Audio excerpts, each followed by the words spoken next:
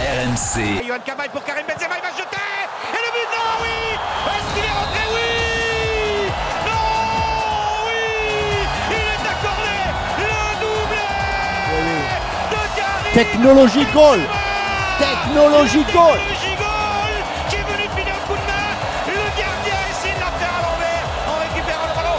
Non, mais la montre a vibré, Jeannot. La montre a vibré. Et ce qui a vibré, c'est le public ici à Porto Alegre, les supporters, le centre de Valbuena, impeccable Karim Benzema, le poteau rentrant et ça fait 2-0. On va le regarder ça. Première mi-temps en début de deuxième période.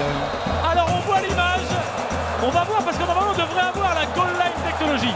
Jeannot, j'attends avec impatience. À vitesse réelle, je ne le vois pas rentrer. Attention, moi je ne le vois pas rentrer. Moi je ne le vois pas franchir en totalité. No goal selon la goal line technologie pour l'instant. Attention, que va dire la goal line technologie que nous avons. Il rentre après.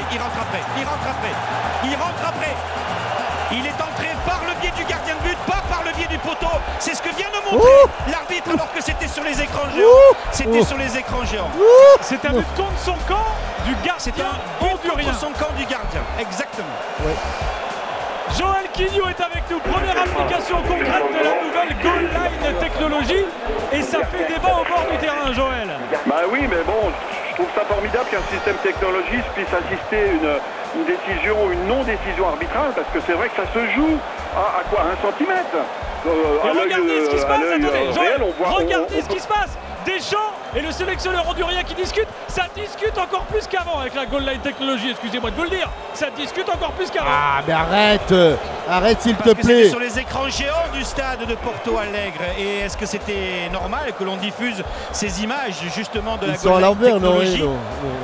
Et sur la frappe du pied gauche de Karim Benzema, on se résume, elle frappe le poteau, elle rebondit sur la ligne, là il n'y a pas but, mais en revenant sur le gardien, c'est donc un but contre son camp du gardien et non pas un doublé de Karim Benzema, de la main, il est allé la chercher, la récupérer, il n'y a rien à dire, il y a bel et bien un but pour l'équipe de France, ce n'est pas un doublé de Karim Benzema, c'est un CSC. Il y a 2-0, hein, on le précise quand même, il y a 2-0 pour l'équipe de France. 2-0, on l'a dit, 2-0 pour l'équipe de France. Que le ballon est franchi en totalité la ligne, Jeannot, goal line technologie ou pas, j'en suis pas sûr. Mais moi non plus, mais moi non plus, Captain. On a vu l'image. Tu as vu l'image de la goal line technology, mais quand tu vois l'image de la caméra le long de la ligne de touche, le ballon n'a pas franchi la ligne quand tu vois cette image-là. Pour moi, il a franchi la ligne. En tout cas, sur ce que je viens de voir ici au stade. On aura le temps d'en redébattre. On aura le temps d'en débattre. Oui, on va débattre jusqu'à 2h du matin. Plus tard, on en reparlera avec Deschamps. On en reparlera avec tout le monde. Jeannot, Jérôme, Jean-Michel, on le prend ce but. Ah bah oui, on va le prendre. Voilà, merci. Et les Honduriens aussi l'ont pris. Les Honduriens aussi l'ont pris le but. RMC.